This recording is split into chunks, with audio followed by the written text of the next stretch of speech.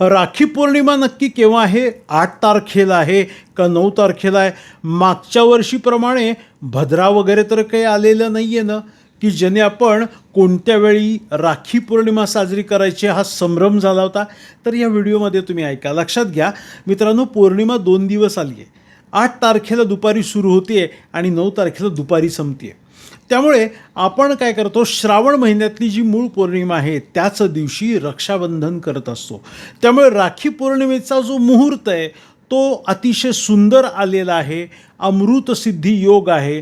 याच्यामध्ये आपल्याला अतिशय महत्त्वाच्या ग्रहांचा संयोग येतो.